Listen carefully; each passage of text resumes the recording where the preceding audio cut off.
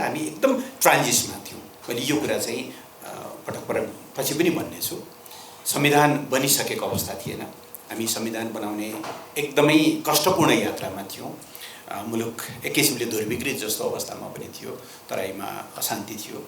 त्यस्तो बेलामा अब त्यो ठ्याक्कै इमेल चाहिँ भेटिएको छैन, तर रिफर गर्दा त्यही भन्छ, नेपाली सेनाले अमेरिकाबाट यस्तो खालको प्रस्ताव आएको छ, यसको बारेमा के गर्ने हो, आवश्यक निर्देशन पाऊँ भनेर नेपाली सेनाले रक्षा मन्त्रालयलाई पत्राचार गर्छ। यसको अहिले थाहा भएसम्मको एउटा उद्गम त्यहाँबाट भेटिन्छ। अब थाहा छैन रक्षा मन्त्रालयले त्यसलाई कति सिरियसली लियो।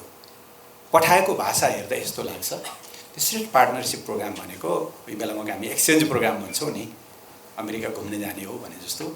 उसले पठाएको पत्रमा रक्षा मन्त्रालयको पनि एकजना प्रतिनिधि राखी डेलिगेसन बनाउनु भनेर असोज 13 गते सेना जङ्गी अड्डामा चाहिँ पत्र पठाएको देखिन्छ।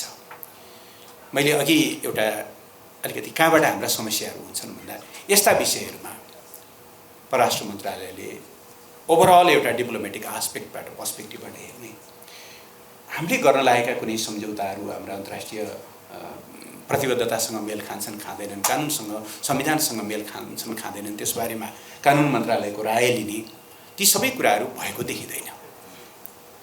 सेनाले जङ्गी अड्डाले पत्र पठायो, रक्षाले के भनेर पठायो भने मेरो पनि प्रतिनिधि राखेर डेलिगेसन बनाउनु र अगाडि बढाउनु। भाषा मोरलेस यही छ। अब बुझाइ के हुन सक्छ भने अब यो ग्रिन सिग्नल हो, भर्खर संविधान बनेको, नयाँ प्रधानमन्त्री आइ नसक्नु भएको, जुन ढङ्गले पहिले जेठमा 16 मध्ये सहमति गरेर संविधान बनाउने बेलामा मुख्य राजनीतिक दल नेकपा एमाले, नेपाली कांग्रेस र माओवादीको बीचमा छलफल भएर जस्तो खालको सेटअप संविधान जारी भइसकेपछि हुन्छ भनिएको थियो, त्यो सेटअप सम्बन्धी समझदारी भत्किएको, नयाँ ढङ्गले ध्रुवीकरण सुरु भएको बेलामा चाहिँ यो पत्राचार भएको देखिन्छ। त्यस पछाडि सेनाले नयाँ प्रधानमन्त्री आइसकेपछि अब त्यो चिठी उता पठाएको देखिन्छ कि हामी स्टेट पार्टनरसिप प्रोग्राममा सहभागी हुन पाऊँ। तर त्योभन्दा अगाडि नै तिमीहरू हुनका लागि निवेदन देऊ भनेर उताबाट रिक्वेस्ट गरेको देखिन्छ। यसका केही कुराहरू अझ गइरहेका साथ हेर्नु पर्ने देखिन्छ। 2015 मा त्यो रिक्वेस्ट भयो, नेपाल त्यसको सदस्य भएको देखिँदैन। 2017 मा फेरि एकचोटि रिक्वेस्ट गरेको छ, रिक्वेस्ट गर तिमीहरू सदस्य बनेनौ, फेरि निवेदन दिनुपर्ने भयो भनेर रिक्वेस्ट गरेको देखिन्छ। फेरि निवेदन दिएको देखिन्छ, फेरि पनि हुँदैन।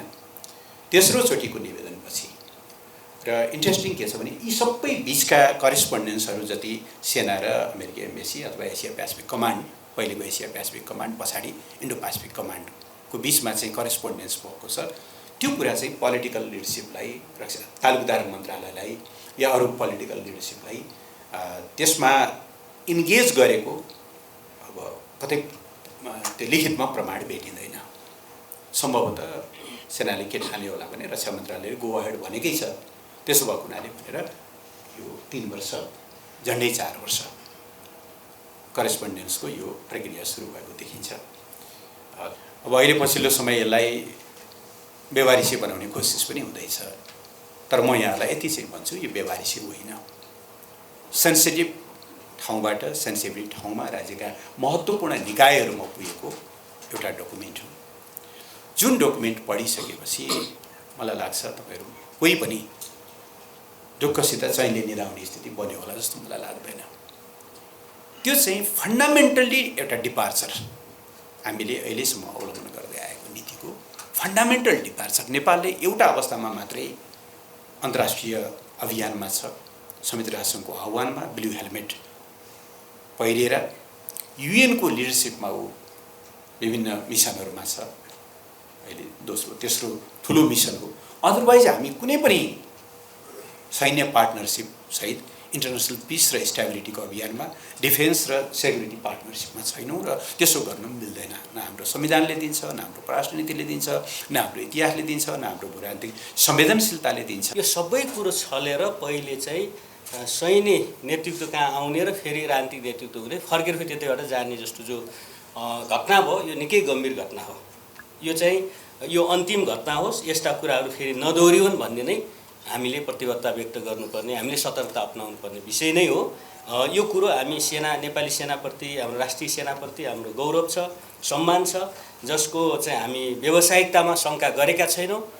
सरकारले त्यसलाई असाध्य विश्वास पनि गरेको छ, राजनीतिक दलहरूले विश्वास गरेको छ।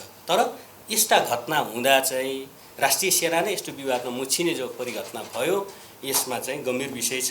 यसलाई चाहिँ फेरि राजनीतिक नेतृत्वले आफ्नो ढङ्गले यसलाई चाहिँ जिम्मा लिने, यसलाई सच्याउने कुरो छँदैछ। किनभने एकजना प्रधानमन्त्री हुनुहुन्छ जसले संविधान बनाएर एक खालको चाहिँ ह्यान्डओभर गर्ने क्रममा हुनुहुन्छ। त्यो क्रममा चाहिँ यो चाहिँ परराष्ट्र मन्त्रीको रक्षा मन्त्रीको जिम्मेवारीबाट निर्णय गर्नुहुन्छ। अनि फेरि नयाँ चाहिँ संविधान जारीपछि नयाँ प्रधानमन्त्री आउनुहुन्छ, जो प्रधानमन्त्रीज्यू पनि फेरि रक्षा मन्त्रीको जिम्मामा हुनुहुन्छ।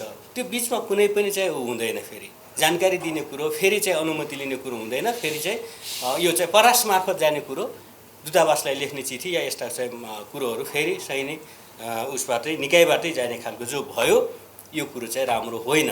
एक दोस्रो कुरो चाहिँ अहिले चाहिँ यति धेरै व्यापक रूपमा आइसक्यो। राम्रो कुरो के भयो भने जनस्तरमा उठ्यो, बौद्धिक स्तरमा उठ्यो, मिडियामा उठ्यो र अब अहिलेको सरकार पनि यसमा जाँदैन र प्रतिपक्ष लगायत सम्पूर्ण राजनीतिक दलहरू पनि हाम्रो प्रतिबद्धता चाहिँ कि यस एसपीपी जस्तो एउटा सैन्य गठबन्धन जस्तो, सामरिक गठबन्धन जस्तो या साझेदारी जस्तो देखिने उसमा चाहिँ सम्झौतामा या चाहिँ सहकार्यमा हामी जाँदैनौँ भनेर सार्वजनिक प्रतिबद्धता जाहेर गरेका छौँ। यो निकै ठुलो प्रतिबद्धता हो।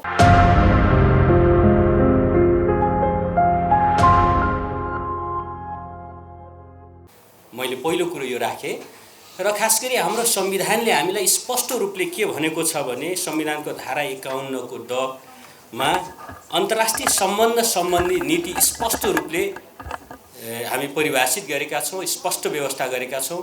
त्यसअनुसार नै हाम्रो देशको परराष्ट्र नीति सञ्चालन हुनुपर्छ भन्नेमा म आफ्नो पार्टी प्रतिबद्ध रहेको कुरा यहाँ राख्न चाहन्छु। यसमा के भनिएको छ भने नेपालको सार्वभौम सत्ता, भौगोलिक अखण्डता, स्वाधीनता र राष्ट्रिय हितको रक्षा गर्न क्रियाशील रहँदै संयुक्त राष्ट्रसङ्घको बरापत्र, असंलग्नता, पञ्चशीलको सिद्धान्त, अन्तर्राष्ट्रिय कानुन र विश्व शान्तिको मान्यताको आधारमा राष्ट्रको सर्वोपरि हितलाई ध्यानमा राखी स्वतन्त्र परराष्ट्र नीति सञ्चालन गर्ने भनेर संवैधानिक व्यवस्था रहेको छ। यो संवैधानिक व्यवस्था लामो हाम्रो कूटनीतिक अभ्यास, परराष्ट्र मामिला सम्बन्धी हाम्रा अग्रजहरू विभिन्न सन्दर्भमा लिइएका अनुभवहरू, विश्व राजनीति, ती सबैको अभ्यासहरू हेरिसकेपछि हामीले हाम्रो देशको भूराजनीतिक अवस्था, हाम्रो देशको राजनीतिक, आर्थिक सबै सामाजिक अवस्थालाई ध्यान दिएर हामी यो नीतिमा जाँदा हाम्रो देशको सार्वभौम सत्ता, त्यसैगरी भौगोलिक अखण्डता, स्वाधीनतालाई बचाउन सक्छौँ, हाम्रो राष्ट्रिय हितलाई प्रवर्धन गर्न सक्छौँ भन्ने कुरोमा हाम्रो निष्कर्ष हो। यसमा चाहिँ सबै दलहरूको निष्कर्ष छ। यो निष्कर्षमा, यो व्यवस्थामा मेरो आफ्नो पार्टी नेपाल कम्युनिस्ट पार्टी माओवादी केन्द्र प्रतिबद्ध रहेको कुरो म राख्न चाहन्छु। यति मात्रैले पुगेन, किन बेला बेला नयाँ नयाँ परिस्थिति आउँछन् कि अब परराष्ट्र मन्त्री भइसक्नु भएको हाम्रो चाहिँ एकजना मित्र कि जो हामी सँगै क्याबिनेटमा झन्डै 3 वर्ष पनि बस्यौँ र उहाँको चाहिँ काफी यो क्षेत्रमा अनुभव छ। एउटा चाहिँ मेच्योर एउटा चाहिँ परराष्ट्र नीतिमा परराष्ट्र मन्त्रीको रूपमा उहाँले चाहिँ काम गर्नुभयो। उहाँले नै धेरै विषय राख्नु होला जस्तो मलाई लाग्छ। मेरो क्षेत्र यो होइन कि मेरो परराष्ट्रतिरको मेरो विज्ञता या कूटनीतिक विषयमा मेरो त्यति विज्ञता छैन। तैपनि हामी एउटा राजनीतिक व्यक्तित्वको हिसाबले यो चाहिँ समकालीन राजनीतिलाई हेर्ने क्रममा, कूटनीतिलाई हेर्ने क्रममा म केही कुरो चाहिँ के राख्न चाहन्छु भने कि हाम्रो आजको म समयको अलिकति सीमा छ के अरे, आजको हाम्रो राजनीतिक अवस्थालाई हेरेर नै हामीले चाहिँ अहिलेको विश्व राजनीतिलाई हेरेर, विश्व शक्ति सन्तुलनलाई हेरेर नै हामीले अहिलेको हाम्रो कूटनीतिलाई यो परिभाषित हाम्रो संवैधानिक व्यवस्थाभित्र रहेर अधिकतम राष्ट्रिय हितमा हाम्रो आफ्नो राष्ट्रिय स्वाधीनता, स्वतन्त्रता, सार्वभौमिक सत्तालाई बचाउने हिसाबले हामी गर्नुपर्छ भन्नेमा म यहाँ स्पष्ट नै छु, त्यो राख्न चाहन्छु। र 19औं शताब्दी युरोपको शताब्दी थियो। हामी सबैलाई थाहा छ, विद्वान मित्रहरू हुनुहुन्छ जसको नेतृत्व बेलायतले गरेको थियो। 20औं शताब्दी अमेरिकाको शताब्दी भन्ने गरिन्छ, जो अमेरिका एउटा सुपर पावरको रूपमा उसले चाहिँ नेतृत्व गर्यो र 21औं शताब्दी एसियाको शताब्दी या एसियाली शताब्दी भनिन्छ। त्यसरी हेर्दा एसियाको शताब्दी भनेपछि कुनै न कुनै रूपमा त्यसको नेतृत्व कसले गर्छ त भन्दा आर्थिक रूपले, सैन्य रूपले, सबै हिसाबले एउटा चाहिँ बलियो राष्ट्रको रूपमा अगाडि आएको चीन या भारत, यही देशहरूले नै नेतृत्व गर्ने हो बिस्तारै बिस्तारै। जापान पुरानो शक्तिको रूपमा चाहिँ अरू छ र यसो गर्दा चाहिँ हामीले विश्व राजनीतिको केन्द्र एसियामा सरेको छ। त्यो भन्नुको अर्थ विश्वका सबै चुनौतीहरू पनि एसियामा सरेको छ। त्यसमा पनि हामीले हिजो चाहिँ 1990 अगाडि, सन् 1990 अगाडिको शीत युद्ध पनि देख्यौँ, जो चाहिँ अमेरिका र रुसको बिचमा थियो। हामीभन्दा धेरै टाढा थियो, यद्यपि त्यसका बाछिटाहरू हामीलाई आउने गर्थ्यो। तर आजको विश्व शक्ति केन्द्रहरूको हेरफेर या केही सन्तुलनहरू या विश्व व्यवस्थामा चाहिँ बहुध्रुवको चाहिँ जो उदय, यो सबै हेर्दा चाहिँ कि कुनै न कुनै ढङ्गले नयाँ ढङ्गको शीत युद्धको जस्तो हामीले अवस्था देखिरहेका छौँ। विश्व राजनीतिक द्वन्द्वहरू हामी देखिरहेका छौँ। त्यसको केन्द्र एसिया, त्यसमा पनि दक्षिण एसिया हामी देखिरहेका छौँ। त्यसको एकदम नजिकै हामी त्यसको चाहिँ अब छिमेकमै त्यो वरिपरि त्यसको प्रभाव क्षेत्रहरूमा, त्यो द्वन्द्वको प्रभाव क्षेत्रमा रहेको हुनाले हाम्रो कूटनीति, हाम्रो कूटनीतिक सन्तुलन, हाम्रो परराष्ट्र नीतिमा एकदम चुस्तता भएन भने, त्यसमा हामीले राम्रोसँग काम गर्न सकेनौँ भने हाम्रो आफ्नो धेरै ठुल्ठुला चुनौतीहरू सामना गर्नेछौँ। यस अर्थमा चाहिँ आजको के अरे कूटनीतिको कुरो गर्दा यो सबै सन्तुलनलाई हेरेर नै गर्ने कुरो हो। आज हामीले सैन्य शक्तिको रूपमा हेर्दा अमेरिका पहिलो, दोस्रो रसिया, तेस्रो चीन, चौथो भारत, पाँचौँ जापान, छैटौँ दक्षिण कोरिया, अनि यसरी टप 10 सैन्य शक्तिहरू हेर्दा यतैतिर एसियातिरै हामी चाहिँ पहिलो र दोस्रो छोडेर बाँकी सबै यतैतिर सरेको हामी देख्छौँ। त्यसैगरी आर्थिक शक्तिको रूपमा हेर्दा कि अब विश्व आर्थिक शक्तिको रूपमा अमेरिका आज पनि 1 नम्बरमा छ, 2 नम्बरमा चाइना, 3 मा जापान, यसरी हुँदै गर्दा इन्डिया 6औँ गर्दा चाहिँ जस्तै हामी साउथ कोरिया 10औं सम्म हेर्दा कि हामी आर्थिक शक्तिको हिसाबले पनि यतैतिर एसियातिरै केन्द्रहरू देखिन्छ। त्यो हिसाबले चाहिँ यो एसियाली शताब्दी हो, त्यो अवसर पनि हो र यो चुनौती पनि हो। हामी यसलाई विचार गर्ने, हामीले आफ्नो कूटनीतिक सम्बन्धहरू विस्तार गर्ने, सञ्चालन गर्ने नै हुन्छ। र म लास्टतिर सायद पहिलो राउन्डमा धेरै समय भइसक्यो, लास्टतिर हेर्दा कि अब यसमा चाहिँ एसपिपीको कुरो, हिजो एमसिसीका कुराहरू भए, आइपिएसका कुराहरू भए, धेरै ठुल्ठुला बहसहरू पनि भयो। यो नराम्रो कुरा होइन, जनस्तरमा यस्ता चाहिँ कूटनीतिक विषयमा, रणनीतिक विषयमा जानकार हुनु, बहस हुनु नराम्रो कुरो होइन। धेरैभन्दा धेरै जनता यसमा सहभागी हुनु, विज्ञहरू सहभागी हुनु, जसले चाहिँ नीति निर्माण तहमा रहेका, शासन सत्तामा रहेका पार्टीहरू या नेताहरूलाई घचघच्याउने, सतर्क गराउने या चाहिँ फिडब्याक गर्ने कुरा आफैमा राम्रो कुरा हो। र आज एसपिपीको कुरा आएको छ, जो 2015 सनबाट सुरु भएर हामी दोस्रो चरणमा त्यसै ल म त्यसमा गएन। त्यसरी हेर्दा चाहिँ यो सबै सन्दर्भमा कि आज त एउटा सन्तुलित परराष्ट्र नीति, असंलग्न परराष्ट्र नीति नै म आफूले प्रतिनिधित्व गर्ने पार्टीको परराष्ट्र नीति रहेको कुरो मेरो आफ्नो यसमा चाहिँ स्पष्ट गर्न चाहन्छु। धन्यवाद। सर, मदन भण्डारी फाउन्डेसनका अध्यक्ष, समस्या आजको कूटनीतिक अभ्यासको मात्रै हो या हाम्रा दृष्टिकोणहरूमा पनि केही समस्याहरू छन्? मैले असन गर्न सकिने कुरा हो, कहीँ न कहीँ हाम्रा दृष्टिकोणमा पनि समस्या छन् भन्ने म देख्छु। त्यसो भएर थोरै शीर्षकप्रति नै मेरो सामान्य टिप्पणी छ। अघि चर्चा भइसकेको छ, नेपालको परराष्ट्र सम्बन्धमा सन् 2015 एउटा यस्तो पानी ढलो हो जसले हामीलाई एउटा प्रष्टताको एउटा नयाँ कोर्सतिर अगाडि लगेको छ। नेपालको संविधानले पहिलोचोटि राष्ट्रिय हितको परिभाषा गर्यो।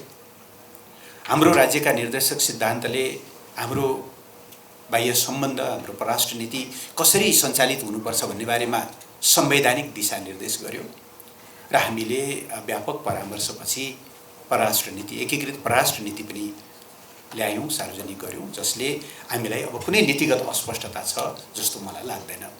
त्यसो त यी सबैका अभावका बीचमा पनि नेपालले गर्व गर्नुपर्ने विषय के हो भने सिङ्गो इतिहासमै एकाध विचलन बाहेक हाम्रा अग्रजहरूले एउटा सन्तुलित, परिपक्व र चाहिँ देशको हितलाई केन्द्रबिन्दुमा राखेर बाह्य सम्बन्ध सञ्चालन गरे, जसले गर्दा उपनिवेशवादको त्यो बिगबिगीको बेलामा पनि हामीले हाम्रो राष्ट्रियता, सार्वभौमसत्ता, आफ्नो स्वतन्त्रतालाई कायम राख्न सक्यौँ। एकाध विचलन बाहेक सिस्टमहरू जस्तोसुकै हुन्, तर देशको एउटा स्वतन्त्रताको सन्दर्भमा चाहिँ एउटा कन्सिस्टेन्ट एउटा चाहिँ कोर्स हामी देख्छौँ। अहिले पनि हामी हिँड्नुपर्ने बाटो त्यही हो। संविधानले दिशानिर्दिष्ट गरेको राष्ट्रिय हितलाई केन्द्रबिन्दुमा राखेर संविधानले भनेको सन्तुलित एउटा परराष्ट्र सम्बन्ध कायम गर्दै हामी अगाडि बढ्नुपर्ने हो। र अहिले त्यो अझ बढी जरुरी किन भएको छ भनेदेखि पछिल्लो समय विश्वमा अब रुल बेस सिस्टमको ठाउँमा रुल भत्किँदै गरेको, शक्ति राष्ट्रहरूको बिचमा नयाँ ढङ्गका द्वन्द्वहरू सुरु हुन थालेको, चाहे रुस युक्रेन युद्धको कुरा गरौँ, चाहे क्वाड फेरि बिउजिँदै गरेको कुरा गरौँ, चाहे अकस जस्ता नयाँ सैन्य संरचनाहरू बन्दै गरेको कुरा गरौँ, अरू नयाँ नयाँ तनावका कुरा गरौँ, हाम्रा दुई छिमेकीहरूको बिचमा चाहिँ भएका सीमा विवादका कुरा गरौँ, यी सबै कुराको जस्तो खालको प्रेसर हामीले फिल गरिरहेका छौँ। यस्तो बेलामा नेपालको राष्ट्रिय हितलाई केन्द्रबिन्दुमा राखेर एउटा परिपक्व सुझबुझपूर्ण सन्तुलित सम्बन्ध अहिले मुलुकले माग गरेको छ र म सम्बद्ध दल नेकपा एमाले सदैव यही कुराको पक्षमा छ। जहाँसम्म आजको समस्या हो, म 3-4 कुराहरू देख्छु। पछिल्लो समय केही विचलनहरू देखा परेका छन्, चाहे छिमेक सम्बन्धको कुरामा होस्, साना साना कुराहरूबाट हामीले त्यो कुराहरू हेर्न सक्छौँ। सीमा समस्या एकातिर छ, हामी अन्यत्रै खोजिरहेका हुन्छौँ, कार्यदल बनाइरहेका हुन्छौँ। दुईटा छिमेकी समान महत्त्वका हुन् भन्छौँ हामी। एक ठाउँमा तत्काल राजदूत नियुक्त गर्छौँ, अर्को ठाउँमा 10औं महिनासम्म पनि रिक्त राख्छौँ। कूटनीतिमा यति साना साना कुराको पनि निकै ठुलो अर्थ हुन्छ जस्तो लाग्छ। हिजो आफैले हस्ताक्षर गरेको र यस मामलामा सिङ्गो देश एकताबद्ध भएको BRI लगायतका कतिपय परियोजना अगाडि बढाउने सन्दर्भमा एक खालको सङ्कोच र अलिकति त्यो विषयलाई स्किप गर्न खोजिया हो कि जस्तो पनि देखिन्छ। हाम्रो बाह्य सम्बन्धका सुरुवात हाम्रा छिमेकीहरूको बिचबाट हुन्छ, किनभने उहाँहरू हाम्रो मुख्य विकास साझेदार, मुख्य व्यापारिक साझेदार, पर्यटनका मुख्य स्रोत, हाम्रा ट्रान्जिट मुलुकहरू। ती दुई देशको बिचमा हामीले एउटा परिपक्व र सन्तुलित सम्बन्ध राख्न सकेनौँ भने त्यसका चापहरू थेक्न निकै गाह्रो हुन्छ। एकातिर हामीसँग झन्डै 1900 किलोमिटर खुला सिमाना छ भारतसँग, चीनका आफ्नै संवेदनशीलताहरू छन्। यी सबै कुरालाई ध्यानमा राखेर हामीले हाम्रा कूटनीतिक अभ्यासहरूलाई कसरी लगिरहेका छौँ भन्दा गम्भीर प्रश्न उठ्ने ठाउँहरू छन्। त्यसबाट मेरो यो पहिलो राउन्डमा पहिलो हाम्रो परराष्ट्र नीति, हाम्रो संविधानले दिशानिर्दिष्ट गरेको, संविधानले परिभाषित गरेको राष्ट्रिय हितको केन्द्रबिन्दुमा हुनुपर्छ, सन्तुलित, परिपक्व र संविधानको बडापत्र, संलग्नता, पञ्चशील र एउटा विश्व शान्तिका मान्यताबाट गाइडेड हुनुपर्छ। हामी कुनै पनि हिसाबले शक्ति राष्ट्रहरूको रणनीतिको अङ्ग बन्न सक्दैनौँ। सैन्य होस् वा गैर सैन्य, रणनीतिको अङ्ग बन्न सक्दैनौँ। हामीले भन्नुपर्छ हामी तपाईँहरूसँग विकास साझेदारी गर्न चाहन्छौँ, तर कृपया हामीलाई आफ्नो फोल्डमा तान्ने प्रयत्न नगर्नुहोला, हामी फोल्डमा तानिन सक्दैनौँ भन्ने हिसाबले अगाडि बढ्नुपर्ने हुन्छ। पछिल्लो अभ्यासमा चाहिँ 2-3टा समस्याहरू के देखिएको छ भने हामीले कतिपय कुराहरू गर्दा एउटा हाम्रा यी सम्बन्धहरू परिपक्व हुन् भन्नका निम्ति जति पनि निकायहरू छन् उनीहरूले करेस्पोन्डेन्स गर्दा परराष्ट्र मन्त्रालयको एउटै विन्डोबाट गर्ने, कुनै एग्रिमेन्ट गर्ने हो भनेदेखि त्यसको कन्सिक्वेन्सेसहरू के हुन्छ, हाम्रो अन्तर्राष्ट्रिय कमिटमेन्टहरूसँग त्यो कुरा मेल खान्छ कि खाँदैन भनेर कानुन मन्त्रालयको राय लिने, यी विभिन्न खालका मेजर्सहरू बनाएका छौँ। यसलाई ड्युली त्यो एउटा फलो गर्ने हो भनेदेखि गल्ती हुने सम्भावना कम हुन्छ। तर अहिले चलिरहेका कैयौँ बहसमा परराष्ट्र मन्त्रालय बेखबर रहेको देखिन्छ, कानुन मन्त्रालय बेखबर रहेको देखिन्छ। छुट्टै ठाउँबाट चल्न खोज्दाखेरि पनि सायद यस्तो स्थिति बनेको छ। र अर्को चाहिँ समस्या, आजको अभ्यासको ठुलो समस्या के हो भनेदेखि हामीले आन्तरिक राजनीतिक खपतका लागि हाम्रा बाह्य सम्बन्धहरूलाई पनि गिजोल्ने कामहरू गरिरहेका छौँ। मैले धेरै उदाहरण दिनुपर्छ जस्तो मलाई लाग्दैन, एउटै विषय काफी हुन्छ जस्तो लाग्छ। MCC यति बिघ्न किन गिजोलियो? आखिर पास हुनै रहेछ, तर 2 वर्ष 3 वर्ष सडकमा आगो बल्ने स्थिति किन सिर्जना हो? कसका कारणले, किन? यी सबै कुराहरूले मुलुकको एउटा क्रेडिबिलिटीलाई, मुलुकको क्रेडेन्सियललाई एउटा चुनौती खडा गर्छ। यी कुराहरूबाट पाठ सिकेर कम्तीमा 3टा कुरामा, 3टामा सकिँदैन भने एटलिस्ट 2टा कुरामा राष्ट्रिय सुरक्षा र परराष्ट्र सम्बन्धका कुरामा चाहिँ दलहरू एक ठाउँमा उभिने, हाम्रा कन्डक्टरहरू दलीय स्वार्थभन्दा माथि उठेर एउटा साझा राष्ट्रिय सोचका साथ अगाडि बढ्नुपर्छ भन्ने म ठान्छु। तर कयौँ ठाउँमा यो कुराहरू भइरहेको छैन। त्यस कुराप्रति हाम्रो पार्टीको गहिरो चिन्ता पनि छ, चासो पनि छ र त्यसप्रति हामी अलिक बढ्दै संवेदनशील पनि छौँ। मैले सुरुमा यति कुरा राख्न चाहन्छु। धन्यवाद। धन्यवाद डाक्टर वीरेन्द्र कार्की। यहाँको धारणा के छ? अहिले उहाँहरूले भनेका फरक के केही अब्जर्भेसनहरू र मेरा केही योसँग अवसर दिनुभयो र मेरो सँगै रहनुभएको पेनालिस्ट पूर्व मन्त्रीज्यूहरू, माननीयज्यूहरू, मैले कन्सेप्चुअलाइज गर्नुभएको छ। मैले हेर्दा वर्तमान कूटनैतिक अभ्यास र यसका प्रभाव अन्त यो 3टा चरणमा छ जस्तो मलाई लाग्छ। यो 3टा चरणलाई हेर्ने हो भने अघि यसको अध्यक्षज्यूले, उषा किरणज्यूले भने भए जस्तै यहाँ केही विचलन आछ। यहाँ हामी कतातिर गइरहेको छौँ, यसलाई कसरी हेर्ने? म युनिभर्सिटीको एउटा फ्याकल्टीको रूपमा मैले यसलाई फ्रेम गर्दा इनसाइड आउट र आउटसाइड इन, हामीले बाहिर कसरी हेरिरहेको छौँ र बाहिरले हामीलाई कसरी हेरिरहेको छ, र हामी भनेर भन्दा नेपाल कहाँ रहन्छ। र अघि वर्षमान पुञ्ज्यूले भन्नुभयो हामी कहाँ रहन्छौँ भने मैले हेर्दा हामी समग्र रूपमा नेपालको संविधानले प्रदत्त गरेका अधिकारहरू र अभ्यासहरूमा हामी रहन्छौँ भने 7वटा संविधान हामीले प्रोमुलगेट गऱ्यौँ अहिलेसम्म आउँदा। 7वटा संविधान मध्ये केही डाँडा शासनको पालामा भयो, केही राजा र डेमोक्रेटिक पार्टीले 2007 सालपछि गरे, त्यसपछि पञ्चायत कालमा रह्यो, बहुदल कालमा आयो र हामी रिपब्लिक भइसकेपछि नि हामीले कन्स्टिट्युसन 7वटा प्रमुलगेट गऱ्यौँ। यो 7वटा प्रमुलगेट गरेका कन्स्टिट्युसनमा फरक फरक अवधारणाहरू छन्, जसलाई अघि मन्त्रीज्यूले यसलाई अलिकति व्याख्या गरिसक्नुभयो। मैले त्यसमा जान चाहेन, समयको काहीँ न काहीँ हामीलाई पाबन्दी छ। दोस्रो, नेपाल के हो र नेपाल कहाँ छ भन्यो भने नेपाल इन्डिपेन्डेन्ट डे नमनाउने मुलुक हो।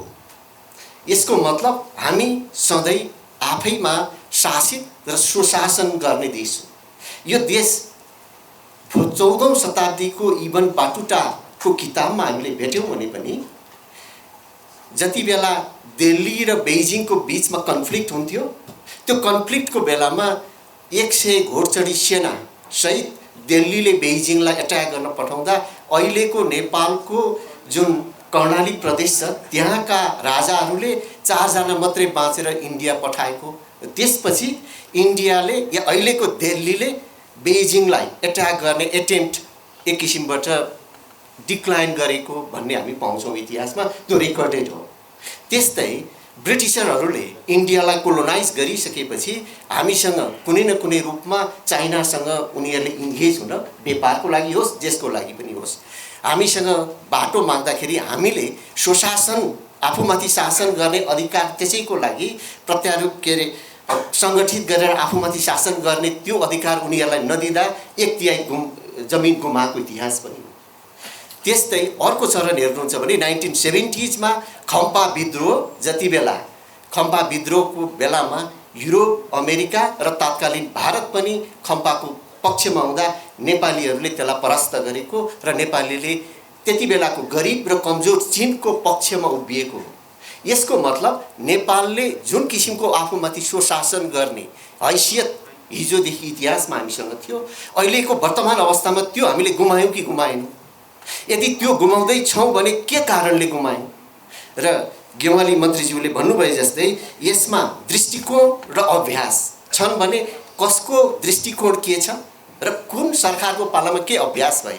वास्तवमा एकाडेमिसियनहरूले यसलाई ब्ल्याक एन्ड व्हाइटमा अब हामीले अगाडि लिएर गएर हिजोको एउटाले अर्कालाई ब्लेम गेम गर्ने भन्दाखेरि पनि अब हामी कसरी अगाडि जान सक्छौँ? हिजोको जुन हाम्रो नेपाल थियो, आज जहाँ हामी आइपुग्यौँ, अब हामी सुशासनको लागि अहिले कसरी जान सक्छौँ? मेरो विचारमा हाम्रो तर्क र डिस्कसन त्यहाँ सेन्टर हुनुपर्छ जस्तो मलाई लाग्छ। आन्तरिक रूपले। र बाहिरबाट हेर्ने हो भने मैले BRI को कुरा भयो, MCC को कुरा आयो, मन्त्रीज्यूले उठाउनुभयो। मैले MCC लाई भन्दा MCC हामीले गिजन्यौँ। MCC 3टा स्टेजमा मैले हेर्छु। 2017 सम्म जब MCC नेपालले प्रमुख के अरे त्यो दस्तावेजमा सिग्नेचर गर्यो, त्यो सिग्नेचर गर्ने बेलासम्म MCC डेभलपमेन्ट विकास परियोजना थियो। त्यसपछि नेकपाको सरकार बनिसकेपछि त्यसका अनुसूचीहरू बने, त्यसपछि यो नेकपाको आन्तरिक एक किसिमको कन्जम्सन राजनीतिको विषय बन्यो MCC। त्यो सँगसँगै आन्तरिक राजनैतिक पार्टीको अन्तर्द्वन्द्वको विषय बन्यो MCC। त्यसपछि हामीले त्यसलाई सल्भ गर्न नसक्दा अमेरिकन मन्त्रीले चाइनासँग जोडेर जब स्टेटमेन्ट दियो, त्यसपछि MCC इन्टरनेसनल इस्यु बन्यो। भने आन्तरिक हाम्रा व्यवस्थापन गर्न नसक्दा इनसाइड आउट भनेर मैले त्यसलाई इन्डिकेट गर्न खोजेको। भने हाम्रो दृष्टिकोण किन एक किसिमको कन्सेन्सुअल छैन, त्यसमा सिनासको रोल के हुनुपर्छ, एकाडेमिकको रोल के हुनुपर्छ, एउटा कुरा हो। त्यो हामी अहिले फलोअप क्वेसन्समा निश्चित रूपमा म केही कुरा राख्ने अनुमति चाहन्छु। दोस्रो, आउटसाइड इन भन्दा पहिले रसिया र अमेरिकाको कन्फ्लिक्ट थियो, अहिले रसियाबाट चाइनामा त्यो सिफ्ट भएको छ। चाइनामा सिफ्ट हुने बित्तिकै 1974 मा हेनरी किसिन्जरले बेइजिङमा आएर बोल्दाखेरि उहाँले सोधेको प्रश्न BBC मा केही अगाडि पनि त्यो आएको थियो, सिक्किम इन्डियाले लिइसकेपछि दोस्रो टार्गेट नेपाल हो भनेर उहाँले प्रश्न गर्दा त्यो बारेमा हाम्रो जानकारी छैन। जति बेलासम्म हामी टिबेटमा टोटल्ली हाम्रो रोडको नेटवर्क पुग्दैन, त्यति बेलासम्म कुनै न कुनै रूपबाट नेपालसँग हाम्रो त्यो लेभलको इन्गेजमेन्ट हुँदैन भन्ने खालको मेसेज त्यो डकुमेन्टले दिन्छ।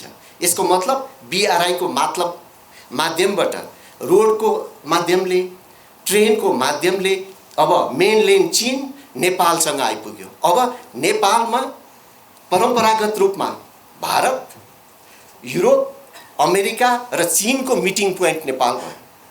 किन नेपाल जियोपोलिटिकली सेन्सिटिभ छ र इम्पोर्टेन्ट छ भने जति बेला इभन बाटुटाको पालादेखि नै हामीले बाह्य शक्तिलाई डिफिट गर्दै गरेको अवस्था हो भने नेपालको जियोग्राफी पनि त्यो लेभलमा छ। त्यो आधारले मैले हेर्दा आजको जुन कूटनैतिक अभ्यास छ, दृष्टिकोण छ, एउटा आउटसाइड इन, बाहिरको अहिलेको ग्लोबल पावरले हामीलाई कसरी हेर्छ, अर्को हामीले कसरी हेर्छौँ। हामीले हेर्दाखेरि एउटा पार्टी अर्को पार्टी, एउटा गभर्नमेन्ट अर्को गभर्नमेन्टको बिचमा एक किसिमको आन्तरिक एक खालको व्यवस्थापन गर्नुपर्ने आवश्यकता पनि छ जस्तो मलाई लाग्छ। धन्यवाद। धन्यवाद। यहाँ वक्ताहरूको भनाइ हेर्दा पनि र यहाँहरूको रुचि हेर्दा पनि रोपक गर्दा अझ बढी उपयुक्त होला जस्तो लाग्यो, किनभने यहाँले त्यो प्रश्न गर्नुहुन्छ। हामी जहिले पनि हाम्रो परराष्ट्र मन्त्रालय हेर्दाखेरि छिमेकीलाई महत्त्व दिँदै आएका छौँ। नेपालमा जति पनि विवादहरू भयो भने पनि वो सम्बन्धलाई लिएर बढी विवादहरू भएको हामी पाउँथ्यौँ। र अहिले केही समय यता यो विवाद, त्यति बेला हामी एकदम ट्रान्जिसमा थियौँ। मैले यो कुरा चाहिँ पटक पछि पनि भन्नेछु। संविधान बनिसकेको अवस्था थिएन, हामी संविधान बनाउने एकदमै कष्टपूर्ण यात्रामा थियौँ। मुलुक एक किसिमले दुर्विकृत जस्तो अवस्थामा पनि थियो, तराईमा अशान्ति थियो। त्यस्तो बेलामा अब त्यो ठ्याक्कै इमेल चाहिँ भेटिएको छैन, तर रिफर गर्दा त्यही भन्छ, नेपाली सेनाले अमेरिकाबाट यस्तो खालको प्रस्ताव आएको छ, यसको बारेमा के गर्ने हो, आवश्यक निर्देशन पाऊँ भनेर नेपाली सेनाले रक्षा मन्त्रालयलाई पत्राचार गर्छ। यसको अहिले थाहा भएसम्मको एउटा उद्गम त्यहाँबाट भेटिन्छ। अब थाहा छैन रक्षा मन्त्रालयले त्यसलाई कति सिरियसली लियो। पठाएको भाषा हेर्दा यस्तो लाग्छ स्टेट पार्टनरसिप प्रोग्राम भनेको यो बेलामा हामी एक्सचेन्ज प्रोग्राम भन्छौँ नि, अमेरिका घुम्न जाने हो भने जस्तो। उसले पठाएको पत्रमा रक्षा मन्त्रालयको पनि एकजना प्रतिनिधि राखी डेलिगेसन बनाउनु भनेर असोज 13 गते सेना जङ्गी अड्डामा चाहिँ पत्र पठाएको देखिन्छ। मैले अघि एउटा अलिकति कहाँबाट हाम्रा समस्याहरू हुन्छन् भन्दा यस्ता विषयहरूमा परराष्ट्र मन्त्रालयले ओभरअल एउटा डिप्लोमेटिक आस्पेक्टबाट पर्सपेक्टिभबाट हेर्ने, हामीले गर्न लागेका कुनै सम्झौताहरू हाम्रा अन्तर्राष्ट्रिय प्रतिबद्धतासँग मेल खान्छन् खाँदैनन्, कानुनसँग संविधानसँग मेल खान्छन् खाँदैनन्, त्यसबारेमा कानुन मन्त्रालयको राय लिने, ती सबै कुराहरू भएको देखिँदैन। सेनाले जङ्गी अड्डाले पत्र पठायो, रक्षाले के भनेर पठायो भने मेरो पनि प्रतिनिधि राखेर डेलिगेसन बनाउनु र अगाडि बढाउनु भाषा मोरलेस यही छ। अब बुझाइ के हुन सक्छ भने अब यो ग्रिन सिग्नल हो, भर्खर संविधान बनेको, नयाँ प्रधानमन्त्री आइ नसक्नु भएको, जुन ढङ्गले पहिले जेठमा 16 मध्ये सहमति गरेर संविधान बनाउने बेलामा मुख्य राजनीतिक दल नेकपा एमाले, नेपाली कङ्ग्रेस र माओवादीको बिचमा छलफल भएर जस्तो खालको सेटअप संविधान जारी भइसकेपछि हुन्छ भनिएको थियो, त्यो सेटअप सम्बन्धी समझदारी भत्किएको, नयाँ ढङ्गले ध्रुवीकरण सुरु भएको बेलामा चाहिँ यो पत्राचार भएको देखिन्छ। त्यस पछाडि सेनाले नयाँ प्रधानमन्त्री आइसकेपछि अब त्यो चिठी उता पठाएको देखिन्छ कि हामी स्टेट पार्टनरसिप प्रोग्राममा सहभागी हुन पाऊँ। तर त्योभन्दा अगाडि नै तिमीहरू हुनका लागि निवेदन देऊ भनेर उताबाट रिक्वेस्ट गरेको देखिन्छ। यसका केही कुराहरू अझ गइरहेका साथ हेर्नु पर्ने देखिन्छ। 2015 मा त्यो रिक्वेस्ट भयो, नेपाल त्यसको सदस्य भएको देखिँदैन। 2017 मा फेरि एकचोटि रिक्वेस्ट गरेको छ, रिक्वेस्ट गर तिमीहरू सदस्य बनेनौ, फेरि निवेदन दिनुपर्ने भयो भनेर रिक्वेस्ट गरेको देखिन्छ। फेरि निवेदन दिएको देखिन्छ, फेरि पनि हुँदैन। तेस्रो चोटिको निवेदनपछि र इन्ट्रेस्टिङ के छ भने यी सबै बिचका करेस्पोन्डेन्सहरू जति सेना र अमेरिकी एम्बेसी अथवा एसिया पेसिफिक कमान्ड, पहिलेको एसिया पेसिफिक कमान्ड पछाडि इन्डो पेसिफिक कमान्डको बिचमा चाहिँ करेस्पोन्डेन्स भएको छ, त्यो कुरा चाहिँ पोलिटिकल लिडरसिपलाई, तालुकदार मन्त्रालयलाई या अरू पोलिटिकल लिडरसिपलाई त्यसमा इन्गेज गरेको अब कतै त्यो लिखितमा प्रमाण भेटिँदैन। सम्भवतः सेनाले के ठान्यो होला भने रक्षा मन्त्रालयले गो अहेड भनेकै छ, त्यसो भएको हुनाले भनेर यो 3 वर्ष झन्डै 4 वर्ष करेस्पोन्डेन्सको यो प्रक्रिया सुरु भएको देखिन्छ। ती कुनै पनि कुराहरू माथि आएको मलाई जानकारी छैन। मैले बुझेसम्म पछाडि हामीले त्यस सम्बन्धी एउटा अध्ययन पनि गऱ्यौँ, अध्ययन गर्दाखेरि पनि त्यस सम्बन्धी कुनै जानकारी भएको देखिँदैन।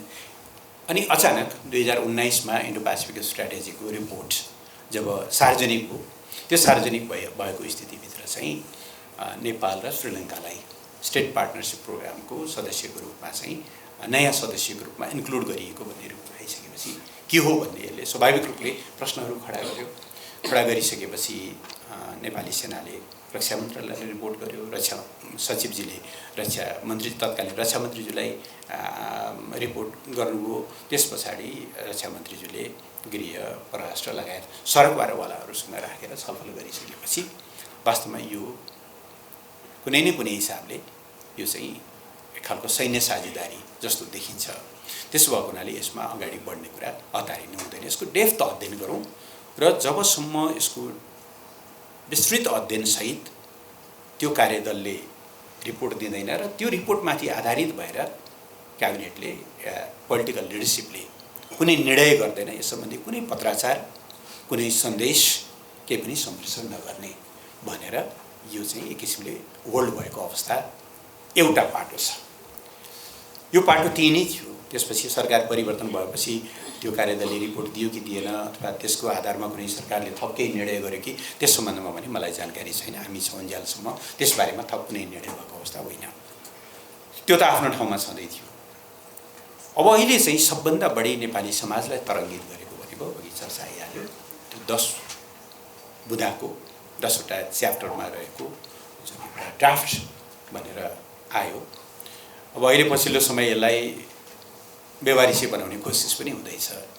तर म यहाँलाई यति चाहिँ भन्छु, यो व्यवहारिसी होइन। सेन्सिटिभ ठाउँबाट सेन्सिटिभ ठाउँमा राज्यका महत्त्वपूर्ण निकायहरूमा पुगेको एउटा डकुमेन्ट हो। जुन डकुमेन्ट पढिसकेपछि मलाई लाग्छ तपाईँहरू कोही पनि ढुक्कसित चैनले निदाउने स्थिति बन्यो होला जस्तो मलाई लाग्दैन। त्यो चाहिँ फन्डामेन्टल्ली एउटा डिपार्चर, हामीले अहिलेसम्म अवलम्बन गर्दै आएको नीतिको फन्डामेन्टल डिपार्चर। नेपालले एउटा अवस्थामा मात्रै अन्तर्राष्ट्रिय अभियानमा छ, संयुक्त राष्ट्रसङ्घको आह्वानमा ब्लू हेलमेट पहिरेर युएनको लिडरसिपमा ऊ विभिन्न मिसनहरूमा छ। अहिले दोस्रो तेस्रो ठुलो मिसन हो। अदरवाइज हामी कुनै पनि सैन्य पार्टनरसिप सहित इन्टरनेसनल पिस र स्टेबिलिटीको अभियानमा डिफेन्स र सेक्युरिटी पार्टनरसिपमा छैनौँ र त्यसो गर्न मिल्दैन। न हाम्रो संविधानले दिन्छ, न हाम्रो परराष्ट्र नीतिले दिन्छ, न हाम्रो इतिहासले दिन्छ, न हाम्रो भूराजनीतिक संवेदनशीलताले दिन्छ। यी सबै कुरामा कन्ट्राडिक्ट गर्ने गरी, यसलाई च्यालेन्ज गर्ने गरी हाई अल्टिच्युड ट्रेनिङ र म्यानुभरिङ, नट ओन्ली ट्रेनिङ, म्यानुभरिङ समेतका लागि सङ्घ सरकार मात्रै होइन, स्थानीय सरकारको स्वामित्वमा रहेका जग्गाहरू समेत उपलब्ध गराउनु पर्ने, त्यसबारेमा क्वेसन खडा गर्न नसकिने, यो विषय अन्तर्राष्ट्रिय ट्राइब्युनलमा लग्न नमिल्ने, थर्ड कन्ट्री सेटलमेन्ट गर्न नमिल्ने र 6 महिनाको पूर्व सूचना साथ टर्मिनेट त गर्न पाइने, तर टर्मिनेट गरिएन भने एक किसिमले भने इन्फिनिट ढङ्गले अगाडि बढ्ने, यो ड्राफ्ट आइसकेपछि सारा नेपालीहरू, देशभक्त नेपालीहरूको एकदमै यसले चिन्तित तरङ्गित बनायो। त्यस कारणले अब सबभन्दा पहिले हामीले हेर्नुपर्ने के छ भने यो चिजको जेनेसिस के हो। प्रधानमन्त्रीले अगाडि बढाउन भन्नुभयो, राम्रो कुरा हो। हिजो समितिमा आएर परराष्ट्र मन्त्री प्रधान सेनापतिज्यूले पनि अन्तर्राष्ट्रिय सम्बन्ध समितिमा बढाउन भन्नुभयो, राम्रो कुरा हो। तर यो स्थिति सृजना कसरी हो? यत्तिकै यसलाई डिलेमामा राख्नु, कन्फ्युजनमा राख्नु हुन्न भन्ने मलाई लाग्छ। यसको बारेमा अलिकति गहिराई साथ छानबिन हुनुपर्छ भन्ने म ठान्छु। सबैतिरको एउटा जागरुक प्रयासबाट एउटा ठुलो कन्ट्रोभर्सीबाट मुलुक मोरलेस बाहिर आयो जस्तो मलाई लाग्छ र यसमा सबै दलहरूको एक खालको साझा धारणा पनि बन्यो। तर यो स्थिति आयो कसरी, यो चाहिँ सामान्य विषय हो भन्ने मलाई लाग्दैन। यसबारेमा गम्भीरतापूर्वक हेरिनुपर्छ भन्ने मलाई लाग्छ। हस्, धन्यवाद।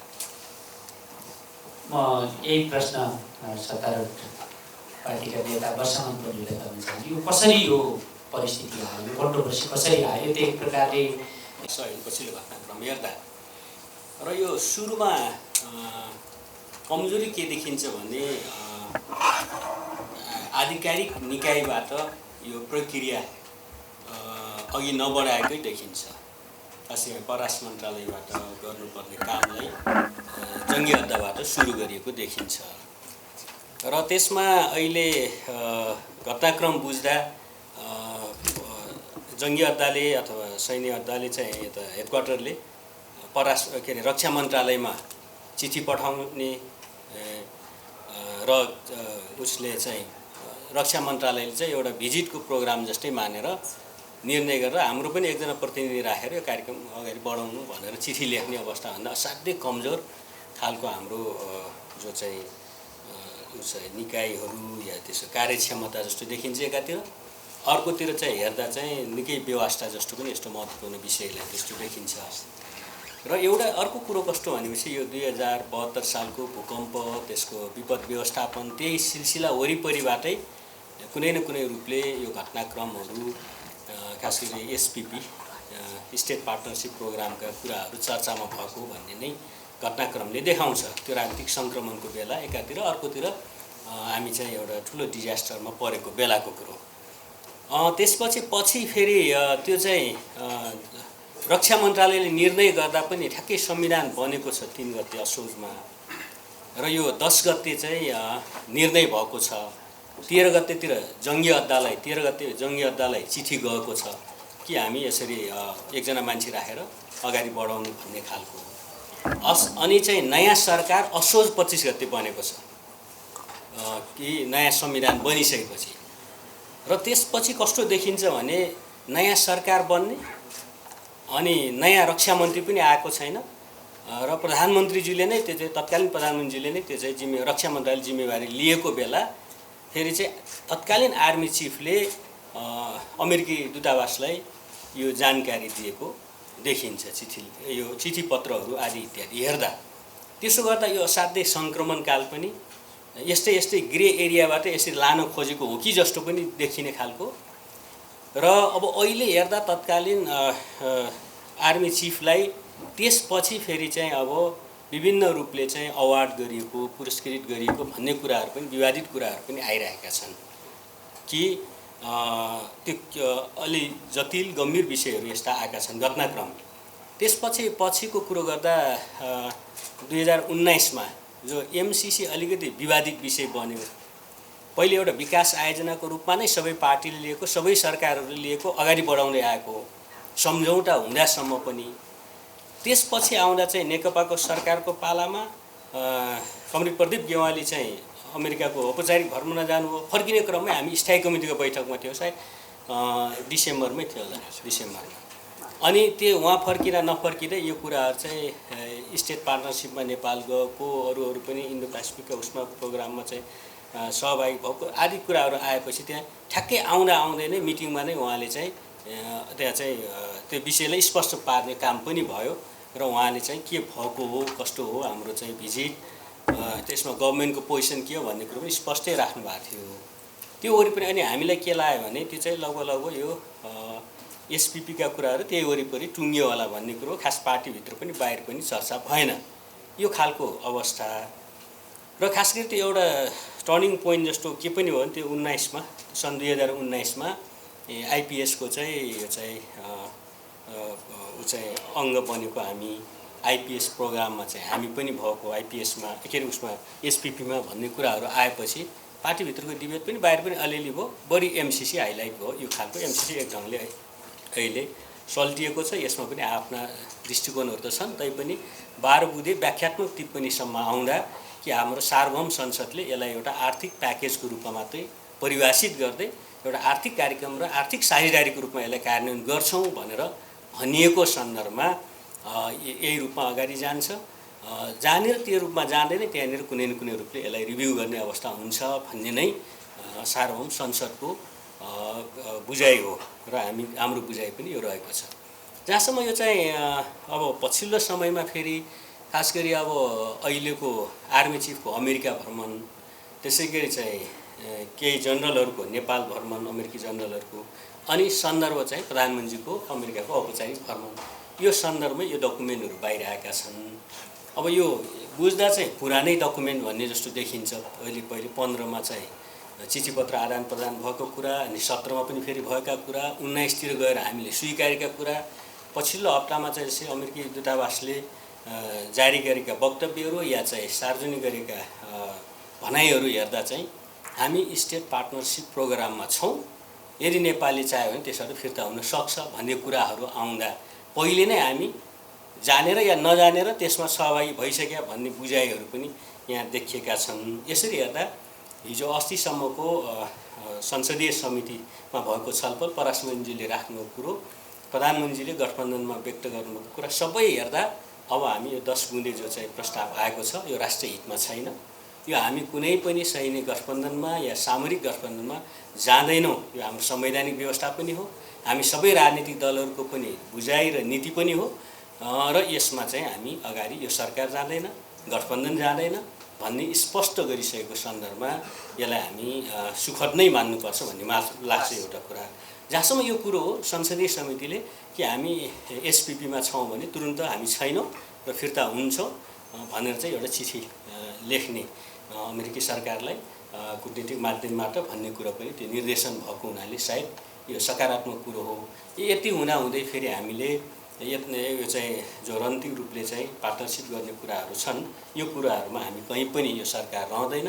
म आफ्नो पार्टीको तर्फबाट भन्दा पनि पार्टीको नीति या त्यसमा कुनै पनि यस्तो खालको चाहिँ कहिले पनि थिएन र अब पनि रहँदैन भन्ने नै स्पष्ट गर्दै र अघि प्रदीप कमरेडले भन्नुभयो जस्तै यस्ता परराष्ट्र नीतिमा खास गरी सुरक्षा सम्बन्धी र कूटनीतिक सम्बन्धहरूका कुराहरूमा एकरूपता राष्ट्रिय हितका कुराहरूलाई हामी केन्द्रमा राखेर कमसेकम जो पार्टी सरकारमा या प्रतिपक्षमा भए पनि जहाँ भए पनि एउटा राष्ट्रिय नीतिबाटै राष्ट्रिय दृष्टिकोणबाटै अगाडि जानुपर्छ। यस्ता कूटनीतिक कामका सञ्चालनहरू निश्चित मन्त्रालयहरूको परामर्शबाट र आधिकारिक निकायबाटै गर्नुपर्छ भन्ने नै यसको शिक्षा हो भन्ने लाग्छ। र अब यो हामी यति कुरो गरिराख्दा कि अब सामान्य भूराजनीतिक अवस्थामा छैनौँ, विश्व भूराजनीतिक अवस्थाको कुरो गरौँ, विश्व राजनीतिक स्थितिको कुरो गरौँ, हाम्रो आफ्नो भूराजनीतिक अवस्थाको कुरो गर्दा निकै संवेदनशील छ। संवेदनशील तरिकाले नै हामी चाहिँ चल्नुपर्छ भन्ने नै शिक्षा हो जस्तो लाग्छ। धन्यवाद स्पष्टताका लागि। डाक्टर कार्की के देख्नुहुन्छ हामी अहिले यो एसपिपीमा गइसकेको वा यसबाट फिर्ता हुनका लागि फेरि पत्र लेख्दा आउने कन्सिक्वेन्सहरू अथवा यो हो होइन तपाईँलाई के लाग्छ? यो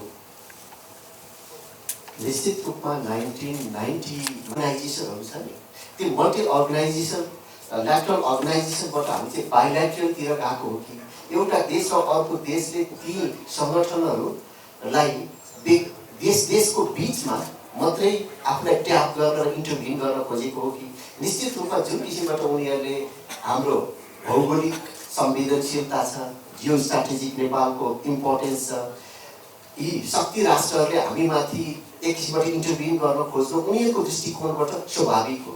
तर हाम्रो राजनैतिक दल हामी नेपालीले कति सङ्गठित भएर हामी अगाडि जान सक्छौँ, त्यसमा राजनैतिक दलको दृष्टिकोण आउने हो, राजनैतिक दलभित्र पनि नेता पिछेको दृष्टिकोण आउने हो, या समग्र नेपालको चाहिँ फरेन पोलिसी हुने हो। वास्तवमा यो हाम्रो लागि अपर्च्युनिटी हो जस्तो मलाई लाग्छ।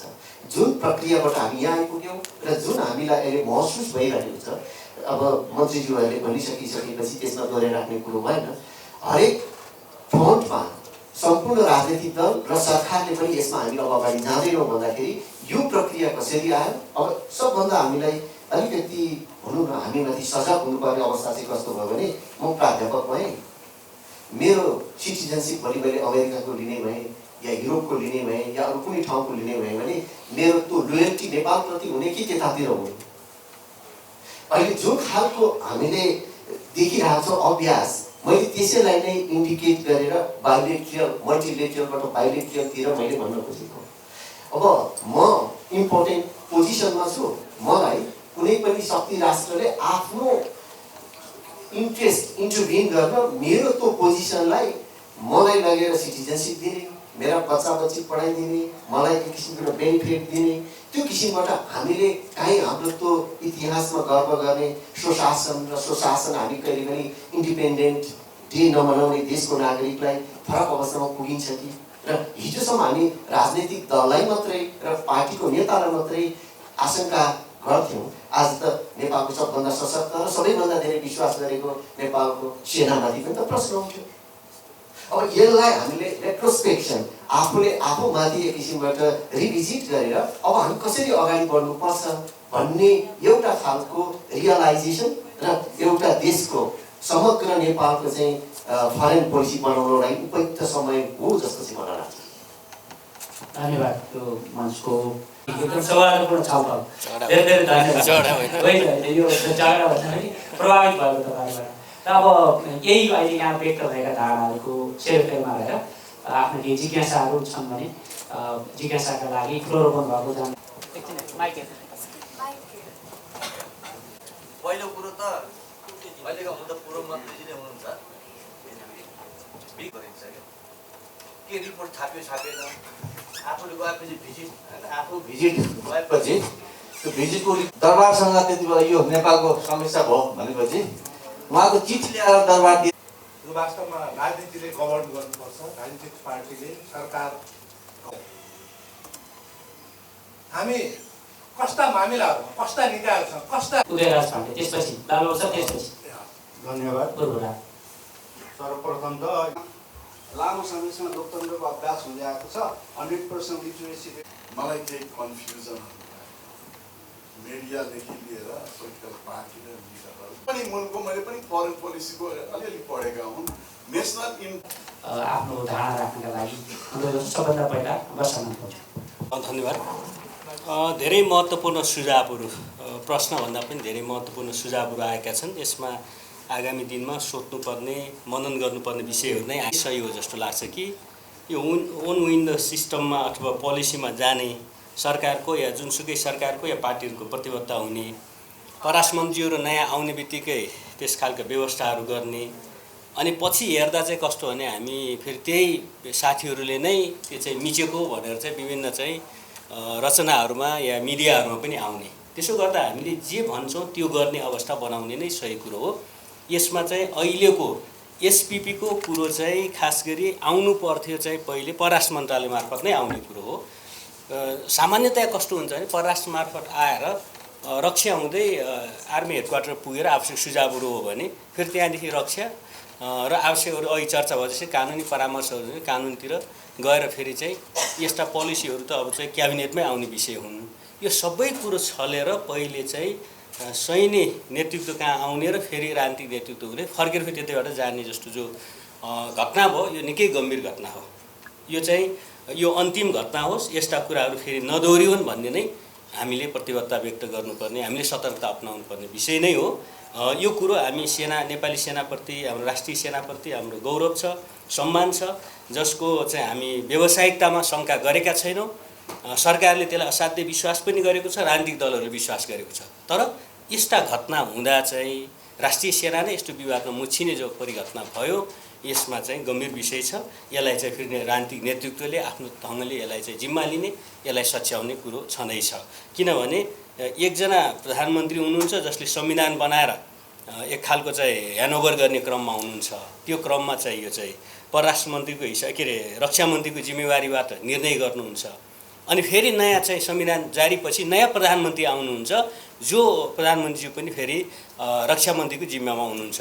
त्यो बिचमा कुनै पनि चाहिँ हुँदैन, फेरि जानकारी दिने कुरो, फेरि चाहिँ अनुमति लिने कुरो हुँदैन। फेरि चाहिँ यो चाहिँ परराष्ट्र मार्फत जाने कुरो, दूतावासलाई लेख्ने चिठी या यस्ता चाहिँ कुरोहरू फेरि सैनिक उसबाटै निकायबाटै जाने खालको जो भयो, यो कुरो चाहिँ राम्रो होइन।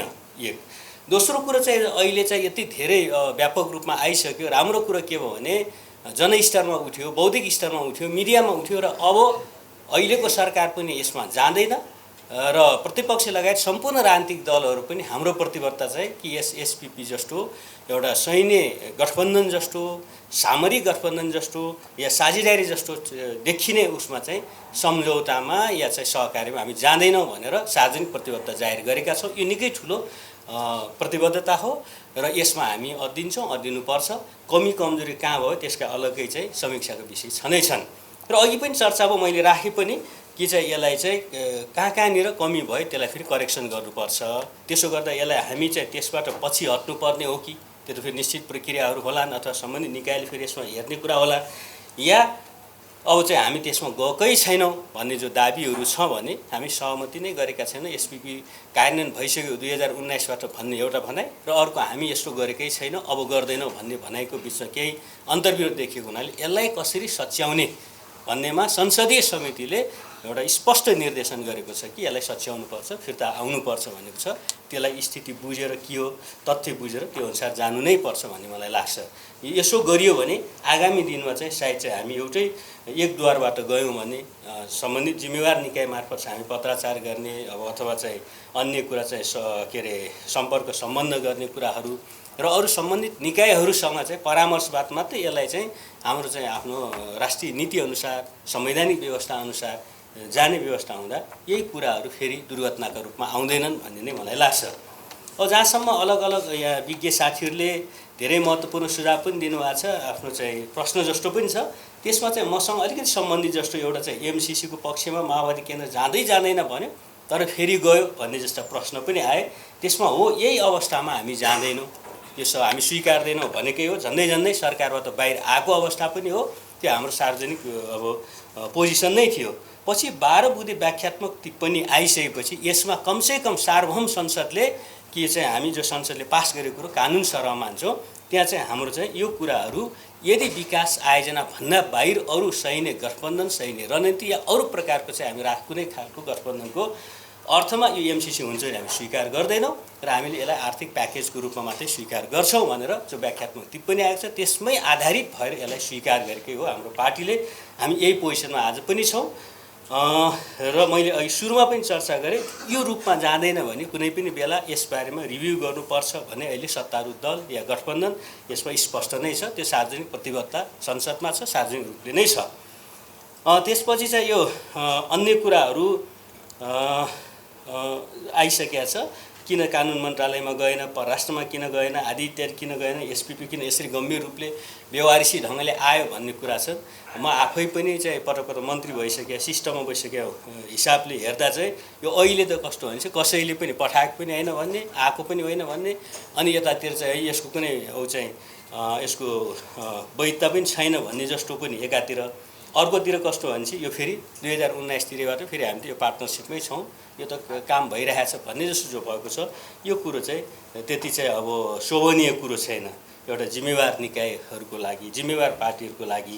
यसरी हेर्दा कहाँनिर यसमा देखिन्छ भने यसमा हामीले आगामी दिनमा सोध्नुपर्ने, सच्याउनु पर्ने कुरो कि कहीँ न कहीँ चाहिँ अहिलेको विश्व राजनीतिक व्यवस्था, विश्व शक्ति सन्तुलन फेरिएको छ। त्यो कुरोमा चाहिँ हामी अलि गम्भीर रूपले आफ्नो राष्ट्रिय हितलाई संविधानले डिफाइन गरेको दायरामा बसेर र हामीको आजको स्थितिमा बसेर चाहिँ हामीले अलिकति कूटनीतिक हामीले चातुर्यता या अघि पूर्व परराष्ट्र मन्त्रीले भन्नुभएको जस्तै कमसेकम परराष्ट्र नीति र राष्ट्रिय सुरक्षा नीतिमा दुईटा ठाउँमा सबै राजनीतिक दल एकै ठाउँ बस्ने अवस्था बन्नुपर्छ। त्यो नै हामी जस्ता मुलुकहरूको लागि देशहरूको लागि चाहिँ आफ्नो सार्वभौम सत्ता बचाउने भौगोलिक अखण्डता बचाउन सक्ने आफ्नो राष्ट्रिय हितहरूलाई संरक्षण गर्न सक्ने एउटा अचुक हतियार हुनसक्छ। त्यसो भएर हामी एउटा चाहिँ सरकार मात्रै होइन राजनीतिक दलहरू नागरिक समाज हामी सबै सरकारवाला नै एउटै उसमा चाहिँ सोचमा एउटै सिद्धान्तमा हिँड्यौँ भने त्यो सम्भव छ र त्यो नै सायद हाम्रो चाहिँ एउटा बलियो शक्ति हुन्छ भन्ने मलाई लाग्छ। अब अरू चाहिँ कस्तो सहयोग लिने कस्तो नलिने आदि इत्यादि कुराहरू एउटा दृष्टिकोण नै भने त्यो त मोटामोटी त छ। एउटा चाहिँ कमरेड प्रदीप गेवाली जो चाहिँ परराष्ट्र मन्त्री हुँदा एउटा परराष्ट्र नीति पनि पास भएको छ, सरकारले बनाएको छ, त्यो निकै महत्त्वपूर्ण छ। त्यसमा धेरै चिजहरू पनि हाम्रो यो यसरी जान्छ प्रायोरिटीहरू भन्ने छ। बाँकी विकास सम्बन्धी अथवा कस्तामा हामी ऋण लिन्छौँ, कस्तामा सहयोग लिन्छौँ, कस्तामा के भन्दा जेनरल पोलिसीहरू छन्, तर त्यसमा बस्ने नेतृत्वले फेरि विवेक पुर्याउने कुरा पनि हो। जस्तो पाए त्यस्तै लिने भन्दा पनि खास गरी हामी पूर्वाधारका विकासमा त्यसै गरी उत्पादन वृद्धि गर्ने कुरा, रोजगारी सिर्जना गर्ने कुराहरू यस्ता खास गरी पूर्वाधारसँग सम्बन्धित कुराहरूमा बढी सहयोग लिने गरेका छौँ। यस्ता सहयोग ऋण सहयोगहरू लिने गरेका छौँ र त्यही वरिपरिबाटै सायद जानुपर्ने हो कि जस्तो मलाई लाग्छ।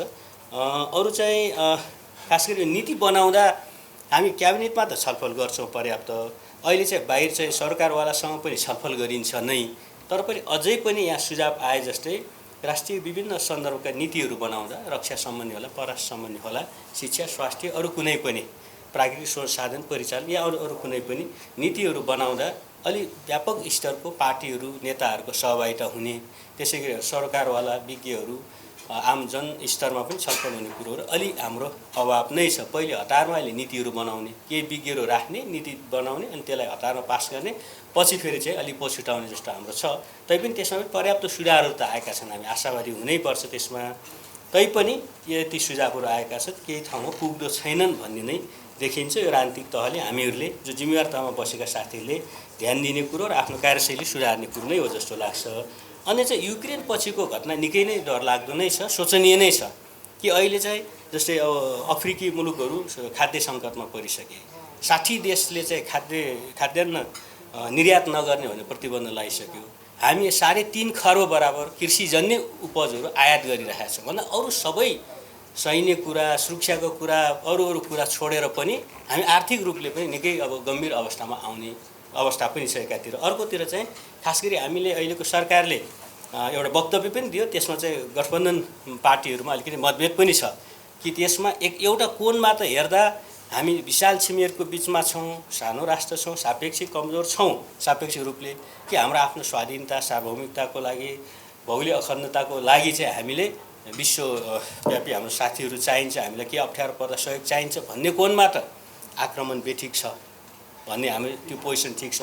तर फेरि जसरी त्यहाँ कुटनीति या चाहिँ छिमेक नीतिका चाहिँ कहीँ न कहीँ कमजोरीहरू देखिन्छ, त्यो कोणमा त हेर्दा चाहिँ हामीले सिक्नै पर्ने, हामी गम्भीर बन्नै पर्ने छ कि हामी विशाल छिमेकको बिचमा छौँ।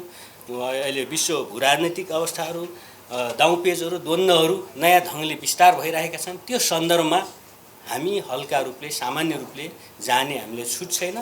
युक्रेनको अनुभव पछिल्लो असाध्यै गम्भीर र शिक्षाप्रद अनुभव नै हो भन्ने मलाई लाग्छ। बिआई र एमसिसीका बारेमा आदि इत्यादि कुराहरू आएका छन्, अहिले पनि चर्चा भइसकेका छन्। अरू चाहिँ खास गरी चाहिँ यो एउटा लास्टतिर गर्दा यहाँ धेरैवटा छन्, त्यसमध्येमा चाहिँ मोटामोटी यिनै हुन्, मोटामोटी यिनै राखेँ। धन्यवाद। सबै आदरणीय महानुभावहरूलाई धेरै धेरै धन्यवाद। धेरै त सुझावहरू नै छन्, मैले एक एक गरेर जान चाहिनँ। केही विषयहरूमा अलिकति बाई एन्ड लार्ज सिभिलियन कन्ट्रोलमा छ। यत्रो ठुलो ट्रान्जिसन राजतन्त्रबाट गणतन्त्रकोमा सङ्क्रमणमा सेनाको पोजिटिभ प्रस्पेक्ट नभएको भएदेखि चाहिँ यति शान्तिपूर्ण ढङ्गले हुँदैन थियो। अब बेला मौकामा व्यक्तिका अथवा कहिलेकाहीँ प्रक्रियाका या कहिलेकाहीँ अब जसले गर्नुपर्ने हो त्यो सम्बन्धित संस्थाले नगरिदिँदाका समस्याहरू एउटा होला। तर आज जुन ढङ्गले एउटा कन्ट्रोभर्सीमा ल्याउने एउटा स्थिति बन्यो। बडो दुःखद कुरा हो। हामीले नेपाली सेनालाई विवाद मुक्त राख्नुपर्छ र यी यस्ता सबै कुराहरूको एउटा रेस्पोन्सिबिलिटी पोलिटिकल लिडरसिपले लिनुपर्छ। कहीँ न कहीँ मलाई के लागिरहेको छ अहिले पछिल्लो समय हेर्दा भनेदेखि एकपछि अर्को गरेर हाम्रा इन्स्टिट्युसनहरूमाथि प्रहार भइरहेको छ। न्यायालय सरी टु से न्यायालय जस्तो छैन। एकदमै पोलिटिसाइज मात्रै होइन कि के साइज भएको छ त्यो त जानै परेन। अब पार्लियामेन्टमा हामी 7 डिभिजनमा छौँ। अरू धेरै संस्थाहरूको इन्टिग्रिटी क्रेडेन्सियल लुज भएको अवस्था छ। नेपाली सेना हो तुलनात्मक रूपमा कन्ट्रोभर्सी मुक्त, तर यी सबै घटनाहरूले कतै यो सबै ड्र्याग गर्नेतिर त गइरहेको छैन कि त छैन भनेर यो पर्सपेक्टमा यहाँहरू जस्तो प्रबुद्ध साथीहरूले त्यो पनि अध्ययन गरिदिनुहोस् भन्ने मेरो आग्रह छ। गर्नुहुन्न भन्ने मलाई लाग्छ। समग्रमा चाहिँ अब नेपाली सेनाको रोललाई अन्यथा ठान्नु हुँदैन, तर जे भयो त्यति बेलाको समग्र प्रोसेस हेर्दाखेरि त्यो हेर्नुपर्ने पोलिटिकल लिडरसिपले थियो। उसले परराष्ट्रलाई सोध्नु पर्थ्यो, कानुनलाई सोध्नु पर्थ्यो र त्यो पत्र चाहिँ वास्तवमा परराष्ट्र थ्रु डिप्लोमेटिक च्यानलबाटै पठाउनु पर्थ्यो। कोही पनि सिएनसीले सिधै चाहिँ के भन्दाखेरि हेडक्वार्टर के अरे एम्बेसीमा पत्राचार गर्ने कुरा चाहिँ यो हाम्रो एउटा चाहिँ स्ट्यान्डर्ड प्रोसेस अनुसार पनि होइन जस्तो लाग्छ। अब अघि सुशील सरले अर्को पनि एउटा प्रश्न उठाउनु भएको छ, खास गरेर यो चुच्चे नक्सापछि गएको केही वर्ष यतापट्टि नेपालले आफ्नो सोभरेन्टी रियल सेन्समा एक्सर्साइज गर्ने सन्दर्भमा केही महत्त्वपूर्ण कामहरू गर्यो। संविधानको सन्दर्भमा हजारौँटा कमी कमजोरीहरू होलान्, तर यो संविधानप्रति हामीले गर्व गर्नुपर्ने विषय के भने यो नेपालका पोलिटिकल एक्टरहरूले आफ्नो एउटा चाहिँ अथोरिटी प्रयोग गरेर र कतिपय बाह्य दबावलाई अस्वीकार गरेको एउटा नेसनल डकुमेन्ट हो। त्यसको हामीले सजाय पनि भोग्यौँ, नाकाबन्दी भयो के भयो। त्यस पछाडि हामीले हाम्रो पारभवन सुविधालाई डाइभर्सिफाई गऱ्यौँ र एउटा मान्यता स्थापित गऱ्यौँ। यसमा पूर्व प्रधानमन्त्री केपी शर्मा ओलीलाई सिङ्गो देशले पछिसम्म सम्झिरहन्छ भन्ने म ठान्छु कि देशहरू ठुला होलान् साना होलान् तर सोभरेन्टी चाहिँ इक्वल हो है भनेर सोभरेन इक्वलिटीको आधारमा चाहिँ सम्बन्धहरूलाई अगाडि बढाउने जुन ढङ्गले अलिकति नेसनल स्ट्रेन्थ बढ्दै गयो, ठिक त्यही बिन्दुबाट देशमा अरू खालका समस्याहरू सृजना भए, आन्तरिक समस्याहरू सृजना भए, फेरि राजनीतिक अस्थिरतातिर गयो र उहाँले भन्नुभएको जस्तो एउटा नियन्त्रित अस्थिरताको कुरा गजब छ। त्यो किताबमा एउटा प्रश्न छ, किन यो नेपालीहरू हामी सार्वभौम हुँ भनेर किन सोध्छन् यस्तो ननसेन्स प्रश्न। जसले गयो हामी सार्वभौम, तिम्रो सार्वभौमता कसले खाइदिएछ र यसभित्रबाट एउटा नजरिया देखिन्छ। आज हाम्रो नेसनलिटीमा हामी सतर्क हुनुपर्ने विषय भनेको नेपालीले हामी सार्वभौम हौँ भन्दा त्यो कुरा सहज ढङ्गले नलिने माइन्डसेट जुन छ छरछिमेकमा यस्ता खालका कुराहरू छन्। त्यसले गर्दाखेरि यो कहीँ न कहीँ हामीले गरेका कामहरूका यी सबै कुराहरूका कन्सिक्वेन्सेसहरू अथवा त्यसलाई नरुचाउनेहरूबाट गएको हो कि भन्ने पनि मलाई लाग्छ। अब यो मस्यौदाको स्रोत त खोज्दै पर्छ, यसलाई यत्तिकै फर्गेट एन्ड फर्गिभ भन्न मिल्दैन। सिङ्गो देशलाई यति विवादित बनाउने नेपालको एउटा स्वतन्त्र परराष्ट्र नीतिलाई चाहिँ के भन्दाखेरि पुरै यसको पिलर नै हल्लाउने गरी जे भयो। कसैले त्यत्तिकै सडकमा अस्ति के अरे एउटा आयो नि फेक डकुमेन्ट, रका प्रमुख सामन्त गोयल र प्रधानमन्त्रीको बिचमा भएको के अरे सम्झौता भनेर एउटा दस्तावेज आयो जस्तो, अथवा चीनको सीमाको बारेमा कृषि मन्त्रालय नापी महाशाखाबाट आएको रिपोर्ट भने जस्तो फेक डकुमेन्ट होइन। यसको बारेमा गहिरो खोजी हुनुपर्छ। अहिले म यति मात्रै भन्न चाहन्छु। युक्रेन घटनापछि नेपालको परराष्ट्र नीति परिमार्जन गर्नुपर्छ कि पर्दैन? परराष्ट्र नीति चाहिँ परिमार्जन गर्नु पर्दैन। त्यसले त हामीलाई रिइटरेट गरेको छ, त्यसले रिफर्म गरेको छ कि हामीले लिएका पोलिसीहरू फन्डामेन्टल्ली ठिक छन्। यो युक्रेनको समस्या भनेकै के हो भनेदेखि 1992 मा जे सम्झौता भएको थियो सोभियत सङ्घ विघटनपछि पश्चिमा युरोपियन मुलुकहरूसँग कि नाटोको सिमाना बढाइने छैन, नाटोले सीमा विस्तार नाटो नयाँ सदस्यहरू थपिने छैन भन्ने कुरा भाइलेट हुँदै थप्दै ढोकै लिएर आइसकेपछि म कुनै पनि हालतमा रुसले अहिले युक्रेनमाथि गरेको हस्तक्षेपलाई किमार्थ पनि मैले स्वीकार गर्न सक्दिनँ। तर कुनै पनि कार्यका त कारण हुन्छन् नि त। बुद्धले भन्नुभयो जस्तो प्रत्युत्त समुत्पाद भने जस्तो कुनै पनि कार्य त बिना कारण त हुँदैन। यो स्थिति सृजना हुँदा त्यस कारणले यसले दिएको एउटै पाठ हो, हेर भाइ धेरै उत्ताउलो नहुनु, छरछिमेकी हेर्नु, तिमी कुन भू अवस्थितिमा रहेका छौ भन्ने कुरा बुझ्नु र बिल्कुल आफ्नो राष्ट्रिय हितलाई केन्द्रबिन्दुमा राखेर सन्तुलित सम्बन्ध राख्नु है भन्ने कुरा गर्छ। त्यो पार्टलाई यो अहिलेको 10 बुँदे जुन ड्राफ्ट आयो त्यसले ठाडो भाइलेट गर्छ। कसले उयो गर्यो त्यो चाहिँ हामीले हेर्नुपर्छ जस्तो लाग्छ। त्यस कारणले हाम्रो स्वतन्त्र सन्तुलित परराष्ट्र नीतिप्रति एकदमै झन् दृढ हुनुपर्छ भन्ने मलाई लाग्छ। यहाँहरूले भन्नुभएको राजनीतिक नेतृत्वले नीति निर्माणमा जति एसर्टिभ, जति प्रोएक्टिभ र त्यसको ओनरसिप लिने र त्यो नीतिको फ्रेममा राखेर आफूले गर्ने सबै क्रियाकलापहरूलाई चाहिँ त्यसैको अडिटमा त्यसको फ्रेममा राखेर हेर्ने कुरामा समस्या छ। समस्या मात्रै होइन, कहिलेकाहीँ हामी सुरुमै पनि आयो आफ्नो आन्तरिक खपतका लागि चाहिँ हामी ड्र्याग गर्छौँ। मार्टिन लुथर किङले भनेको एउटा भनाइ प्रसिद्ध छ, तिमी जबसम्म चाहिँ न्युरी पर्दैनौ नि कोही पनि तिमीमाथि बुइ चढ्न सक्दैन भन्छन् उनी। हामी आफै न्युरी परेपछि त घोडा त चढिहाल्ने भयो नि त। तर आफ्ना स्वार्थका लागि, सत्ता टिकाउन या सत्तामा पुग्नका लागि महत्त्वपूर्ण विषयहरूलाई पनि जसरी हामी कन्ट्रोभर्सीमा ल्याउँछौँ त्यसले आखिर स्थिति सिर्जना गर्ने। त्यही भएर मैले कमसेकम पनि राष्ट्रिय सुरक्षा र परराष्ट्र बाह्य सम्बन्धको मामलामा चाहिँ एउटा युनानिमिटी कायम गरौँ भन्ने कुरा लाग्छ। अब नभन्दा पनि हुन्थ्यो, तर नारद सरको एउटै मात्रै भनाइ मेरो चाहिँ अब निरपेक्ष ढङ्गले एमसिसी भएका ठाउँमा सबै ठाउँमा द्वन्द्व छ भन्ने चाहिँ मलाई लाग्दैन। एमसिसी र बिआरआईलाई प्यारलली कुशलतापूर्वक कार्यान्वयन गरेको मुलुक मङ्गोलिया हो, त्यसको अनुभव चाहिँ राम्रो छ, अरू कतिपय देशको नराम्रो छ। त्यसो भएर बाह्य सहायताहरूमा दाताहरूका स्वार्थहरू हुन्छन्। त्यो स्वार्थबाट तपाईँ कति बच्नुहुन्छ, तपाईँ सहयोगहरूलाई कति कुशलतापूर्वक कार्यान्वयन गर्न सक्ने तपाईँले आफ्नो क्यापेसिटी इन्हान्स गर्नुभएको छ भन्ने कुरा चाहिँ बढी महत्त्वपूर्ण होला जस्तो मलाई लाग्छ। र अन्तिममा चाहिँ दुईवटा कुरा भनेर बिदा हुन्छु। अब सरकार एउटा अविच्छिन्न उत्तराधिकारवाला संस्था पनि हो, अघि बिमला म्याडमले भन्नु पनि भएको थियो।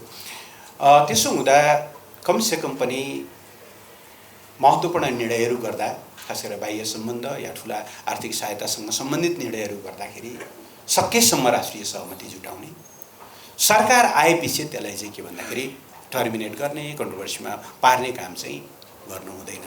राजनीतिक स्थिरताको सबैभन्दा महत्त्वपूर्ण पाटो भनेको पोलिसी कन्सिस्टेन्सी हो र त्यो प्रेडिक्टिभ क्यालिबिलिटी पनि हो। लगानीकर्ताहरूले खोज्ने के हो भने अबको 10 वर्ष, 15 वर्ष, 20 वर्ष, 25 वर्षपछि पनि सरकार जतिसुकै परिवर्तन होस् मेरो लगानी त्यहाँ सुरक्षित हुन्छ, किन जुनसुकै सरकार आए पनि यो फ्रेमभन्दा बाहिर जान्न। त्यो पूर्वानुमान योग्य एउटा नीतिगत स्थिरताले मात्रै बाह्य सम्बन्ध, बाह्य आर्थिक लगानीहरू, विकास सहायताहरू हुन्छन्। अब तपाईँ अनुमानै गर्न सक्नुहुन्न कति बेला कुन सरकार आउँछ, कुन मन्त्री आउँछ, उसले के ल्याउँछ भन्ने खालको जस्तो एउटा स्थिति भयो भनेदेखि साह्रै समस्या हुन्छ। यस्ता कुरामा होसियार बनाउँ। अन्तिममा एउटा कुरा तपाईँहरूले थप एउटा छलफल, मैले पार्लियामेन्टमा यो विषय उठाएँ। यो विषयमा जति छलफल हुनु पर्थ्यो भएन। अब पूर्व ऊर्जा मन्त्री पनि हुनुभएको हुनाले माननीय वर्षमान पुललाई मेरो आग्रह छ, अस्ति सम्माननीय प्रधानमन्त्रीले भारतीय प्रधानमन्त्रीको उपस्थितिमा एउटा डकुमेन्टमा हस्ताक्षर भयो, ऊर्जाको दीर्घकालीन विकास सम्बन्धी दीर्घकालीन अवधारणा। त्यो त भयो, अहिलेसम्म पार्लियामेन्टलाई थाहा छैन, दलहरूलाई कति जानकारी दिएको छ थाहा छैन। इन्ट्रेस्टिङ के भयो भने पार्लियामेन्टलाई थाहा छैन, तर नीति कार्यक्रममा कसरी आयो भने अब नेपालको ऊर्जा उत्पादन, प्रसारण लाइन विस्तार, द्विपक्षीय व्यापार र दुवै देशका ट्रान्समिसन लाइनहरूको एक आपसमा उपयोग, यी सबै कुरा यही फ्रेमवर्क अन्तर्गत हुनेछन्। यो खै मेल खाने कुरा हो। यस विषयमा सत्ता गठबन्धनमा छलफल भएको छ कि छैन, यसका समग्र कन्सिक्वेन्सेसहरूको बारेमा छलफल भएको छ कि छैन, यसरी जसकेलाबाट के अरे अपारदर्शी ढङ्गले सहमति गर्ने, जसकेलाबाट नीति कार्यक्रममा छिराउने हो भनेदेखि त हामी त बाँधिँदै जान्छौँ। यस्ता कुराहरूमा एकदमै पारदर्शिता जरुरी छ भन्ने मलाई लाग्छ। हस्, धन्यवाद, धेरै धन्यवाद। अब छोटोमा आफ्नो अब्जर्भेसन राख्ने लागि डाक्टर बिरेन काकीलाई अनुरोध गर्छु। धन्यवाद सर। मैले धेरै केही थप्नुपर्ने त छैन। दुईजना प्रबुद्ध पार्टीको strategy for survival, survival strategy भनेर हामीले कहिले दक्षिणलाई कहिले उत्तरलाई सपोर्ट लिएर राख्ने भन्ने जुन खाका हामीले निर्माण गऱ्यौँ र मलाई जहाँसम्म लाग्छ अहिलेसम्म त्रिभुवन विश्वविद्यालयले पनि त्योभन्दा अगाडि बढ्न सकेको छैन। तर त्यो खाकामा इरोड छ, जुन मैले अघि भने हामी स्वशासन र स्वराज गरेको देश हो। संसारको कुनै डेटाले 21औं पुरानो राष्ट्र भन्छ, कसैले 17औं पुरानो राष्ट्र भन्छ, हामी 22औं पुरानो राष्ट्र होइन। त्यो भएको हुँदा यो पुरानो राष्ट्रको आफ्नै मौलिक फरेन पोलिसी थियो र डिप्लोमेसी थियो। त्यो डिप्लोमेसी खोज्ने काम हाम्रो त्रिभुवन विश्वविद्यालयको त्यो मन्त्रीज्यूहरूलाई हामीले दोष दिने कुरो भएन। तर त्यो कुरा हेर्दाखेरि के एउटा यहाँलाई मैले अनुरोध गर्न चाहेँ भने मैले क्लेम गरेको चाहिँ नेपालको राष्ट्रियता भनेको अग्राह राष्ट्रियता हो। यो अग्राह राष्ट्रियतालाई डिबेट गर्न टाइम लाग्छ, त्यो मैले अहिले कुरा मात्रै राखेँ। दोस्रो कुरा गर्दा नेपाल कहाँ रहन्छ भने मैले हेर्दा कन्स्टिट्युसनमै रहन्छ। 3-4वटा कन्स्टिट्युसनलाई हामीले कम्पेयर गऱ्यौँ भने 27 को इन्ट्रिम कन्स्टिट्युसन आन्दोलनको राहताबाट बनेको हुँदा राइट बेस कन्स्टिट्युसन थियो। अहिले 2015 को कन्स्टिट्युसन भनेको चाहिँ डेभलपमेन्टको कन्स्टिट्युसन हो। यो डेटाले देखाउँछ डेभलपमेन्ट भन्ने टर्म कतिचोटि 1990 मा 2007 मा र 2015 मा इन्क्लुड भए। त्यसको कम्पेरिजनमा हेर्ने हो भनेदेखि हामीले कम्पेयर गर्दाखेरि डेभलपमेन्ट भन्ने 0.48% 1999 मा, 0.052% 27 मा र 0.127 चाहिँ 2015 को मा। यदि त्यसलाई ग्रहण गर्ने हो र संविधान रूपबाट हामीले डिप्लोमेसी र फरेन पोलिसीलाई लिएर जाने हो भनेदेखि अबको हाम्रो र नागरिकको चाहना भनेको पनि आर्थिक समृद्धि हो र आर्थिक समृद्धिको बेसमा भएको फरेन पोलिसी र डिप्लोमेसी आजको आवश्यकता हो भन्ने मेरो यो कन्स्टिट्युसनको एनालाइसिसको आधारमा मैले यहाँहरूसँग कुरा राख्दै आफू बिदा हुन चाहन्छु। धन्यवाद सर। धन्यवाद डाक्टर साहब। यो सौहार्दपूर्ण छलफलका लागि तपाईँ सबैलाई धेरै धेरै धन्यवाद। यो सक्रियता सहभागिता गरी अब यो हामी कार्यक्रम